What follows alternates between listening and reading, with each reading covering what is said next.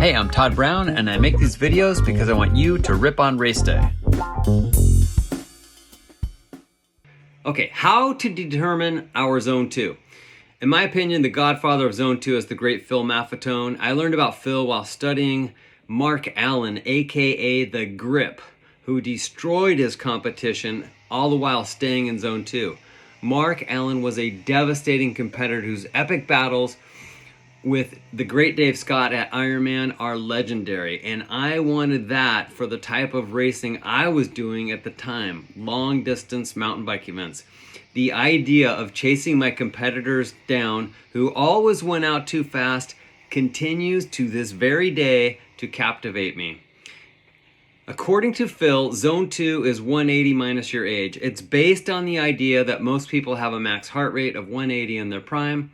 At the time, my max was 198. I'd actually seen 207 in a breakaway and a crit, but a typical high day for me, insanely high day for me, was high 190s.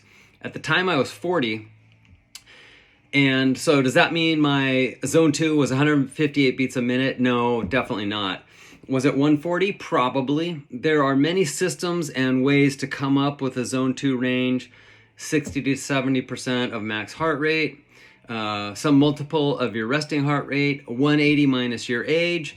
And then there's the power world where heart rate is somewhat disregarded and Zone 2 is based on a percentage of max power. Or the perceived exertion method where any pace that is conversational is considered Zone 2. All these methods above are based on the traditional 5 zones. Some zones are 7. There's a 3-zone camp where Zone 1 is the hero zone. What I'm currently using and think is quite accurate are the ranges generated by Strava. For me, that is 107 to 142 beats a minute. And that is based on my max HR that I hit last year at the Tucson Bicycle Classic time trial right at the end. And I was just blown away that I'd gotten it that high. But I'm sticking with that. It was a legit effort. It took everything out of me. How do I know this is my Zone 2 pace? I can easily converse at that pace. I can ride all day long. I survive on fewer calories than I would need when racing or training hard. And I never really feel sore after riding in that zone, even if it's day after day.